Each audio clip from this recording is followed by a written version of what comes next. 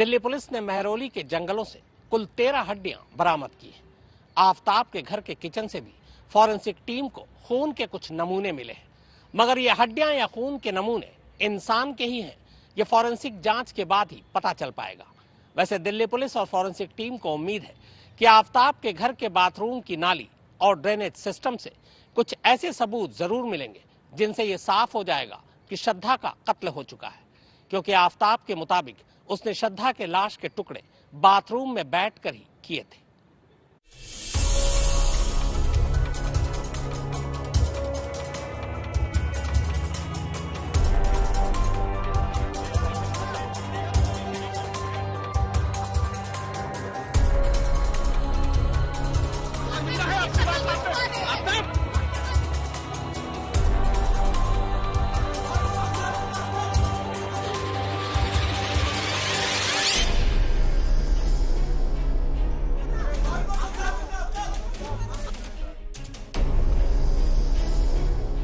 ये दिल्ली का Mehrauli police station है। पिछले 3 दिनों से आफताब इसी थाने में है, जहां उससे 5 आला पुलिस अफसरों की एक टीम लगातार पूछताछ कर रही है। फिलहाल दिल्ली पुलिस के पास 2 और दिनों की मोहलत है, क्योंकि 5 दिन की पुलिस हिरासत 18 नवंबर को खत्म हो जाएगी। लेकिन इन 3 दिनों की लंबी पूछताछ के बावजूद पुलिस के हाथ अब भी लगभग खाली है। आपका श्रद्धा को क्यों मारा? आपका क्या होगा श्रद्धा से?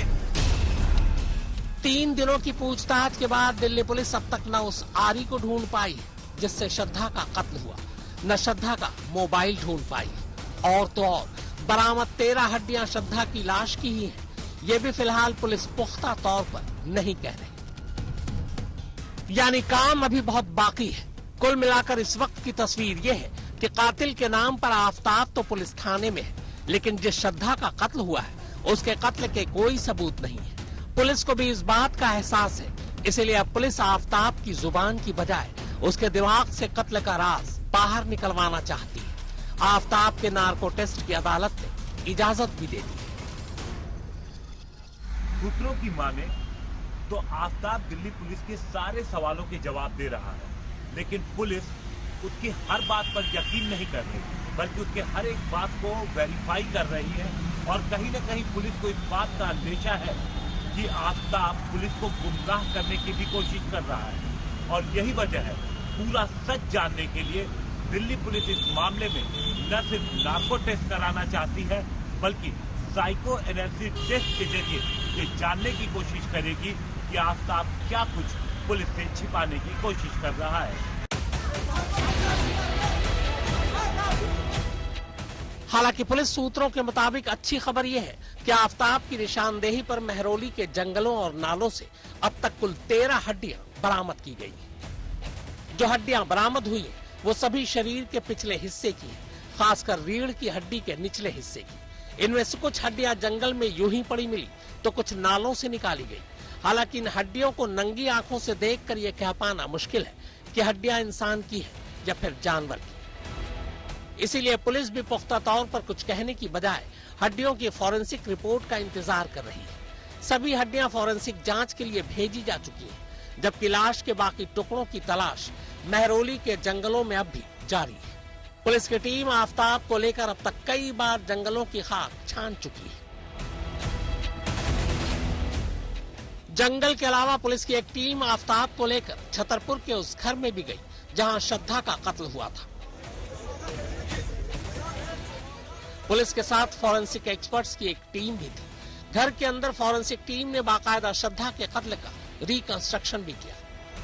आफताब ने बताया था कि उसने श्रद्धा का कत्ल फर्श पर श्रद्धा के सीने पर बैठकर उसका गला घोंट कर किया था। फॉरेंसिक टीम ने उसी हिसाब से कमरे के अंदर आफताब की मौजूदगी में पूरे सीन को रिक्रिएट किया। लेकिन इस रिक्रिएशन से पहले फॉरेंसिक टीम ने पूरे एहतियात के साथ पूरे घर के एक एक कोने को छान मारा। फर्श से लेकर दीवार, छत, कपड़े, अलमारी, फ्रिज, बाथरूम, खिड़कियां, नल, बाथरूम की नाली की बारीकी से जांच की गई। किचन में फॉरेंसिक टीम को फर्श और दीवार पर कुछ निशान मिले। शक है ये खून के धब्बे हो सकते हैं, लेकिन पुख्ता तौर पर तभी कहा जा सकता है जब इसकी फॉरेंसिक रिपोर्ट आ जाए। हालांकि आफताब ने उस फ्रिज को कई बार केमिकल से धोया और साफ किया, जिस फ्रिज में उसने करीब 20 दिनों तक श्रद्धा की लाश के टुकड़े रखे थे। फॉरेंसिक टीम ने फ्रिज से भी कई नमूने उठाए। फॉरेंसिक एक्सपर्ट्स के मुताबिक कई बार साफ सफाई या केमिकल से धुलाई के बावजूद कोई न कोई निशान या सबूत रह ही जाता है। इसी उम्मीद में फ्रिज के कुछ नमूने जांच के लिए भेजे गए। फॉरेंसिक टीम के मशवरे पर दिल्ली पुलिस ने आफ्ताब के घर से उसके कुछ कपड़े और चादर भी जब्त किए हैं, जिन्हें जांच के लिए भेजे गए। ऐसा इसलिए क्योंकि आफ्ताब ने 20 दिनों तक लाशों के टुकड़े करने के बाद उन्हें ठिकाने लगाया था। बहुत मुमकिन है लाश के टुकड़े करते वक्त कुछ निशान उसके कपड़ों पर रह गए। इससे भी जांच में काफी मदद मिल सकती है। घर की तलाशी के दौरान पुलिस को श्रद्धा के कुछ कपड़े जरूर मिले, लेकिन वो सारे कपड़े धुले धुलाए थे। आफ्ताब ने पूछताछ के दौरान पुलिस को बताया कि कत्ल के बाद लाश के टुकड़े करने के लिए उसने श्रद्धा के कपड़े उतार दिए थे। फिर उन कपड़ों को 2 दिन बाद एक पॉलिथीन में डालकर घर के करीब ही कूड़े की एक गाड़ी में डाल दिया। शायद 20 या 21 मई को पुलिस की एक टीम उस कूड़ा गाड़ी और उस तारीख के कूड़ों की भी तलाशने का काम कर रही है।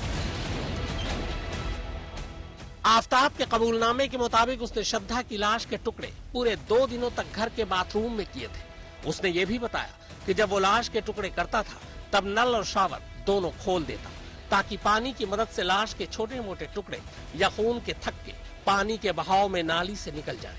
फॉरेंसिक एक्सपर्ट्स के मुताबिक आफ्ताब के घर के बाथरूम की नाली, नाली की पाइप और जिस जगह ये नाली जाकर बड़े नालों से मिलती है, उनकी जांच करने पर लाश के कुछ न कुछ टुकड़े जरूर मिलेंगे, भले ही वो टुकड़े बहुत छोटे हो। इसीलिए फॉरेंसिक टीम आफ्ताब के बाथरूम से निकलने वाली नाली और उसके पूरे ड्रेनेज सिस्टम की भी जांच करने जा रही है।